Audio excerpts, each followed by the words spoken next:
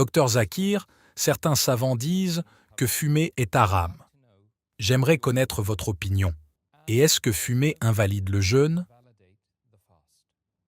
En ce qui concerne le fait de fumer, il y a plusieurs années, quand la science mondaine n'était pas encore aussi avancée, la plupart des savants disaient que fumer était makrouh en se basant sur le hadith du prophète, paix et bénédiction sur lui. Dans Sahih Bukhari, volume 1, livre de l'Adhan, hadith 855, le prophète a dit que quiconque mange de l'ail ou de l'oignon doit s'éloigner de nous et s'éloigner de la mosquée. Si le hadith dit de ne pas venir à la mosquée après avoir mangé de l'ail ou de l'oignon à cause de la mauvaise haleine, quand on fume, l'haleine est pire que celle de l'ail ou de l'oignon. Ainsi, sur la base de ce hadith, certains savants ont émis la fatwa que fumer est makrouh, détestable.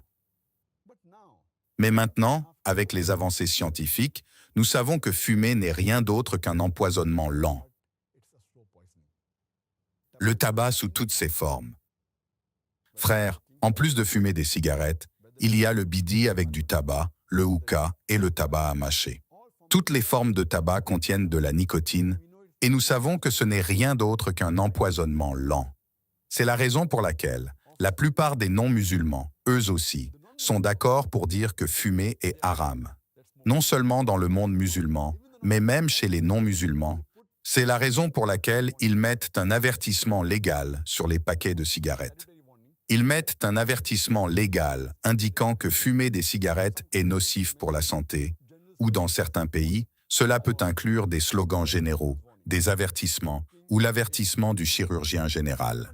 Fumer est nuisible à la santé et toute personne mettant une publicité sur la cigarette dans le journal ou à la télévision est tenue de mettre en évidence la déclaration « Fumer est nuisible à la santé ». Et aujourd'hui, l'Organisation mondiale de la santé indique que chaque année, plus de 4 millions de personnes meurent uniquement à cause du tabagisme. Et si l'on compte les autres formes de tabac, ce chiffre sera beaucoup plus élevé. Et aujourd'hui, la science médicale nous dit, et même lorsque j'étais en médecine à l'université, que plus de 90% des décès par cancer du poumon sont uniquement dus au tabagisme. 25% des cas de maladies cardiovasculaires sont uniquement causés par le tabagisme. De 70 à 75% des cas de bronchite et des décès associés sont également dus uniquement au tabagisme. Fumer n'est rien d'autre qu'un empoisonnement lent.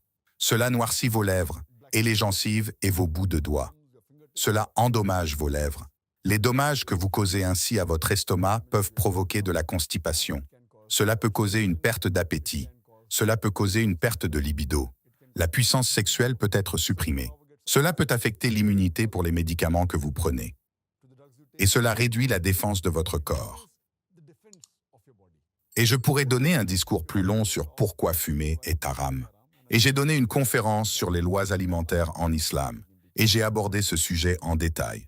Mais sur la base de toutes ces recherches diverses, il y a aujourd'hui plus de 400 fatwas.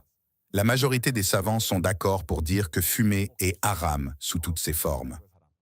Il peut y avoir certains savants dans certains pays qui disaient que c'était makrouh. Mais la plupart des savants à travers le monde sont d'accord que c'est haram.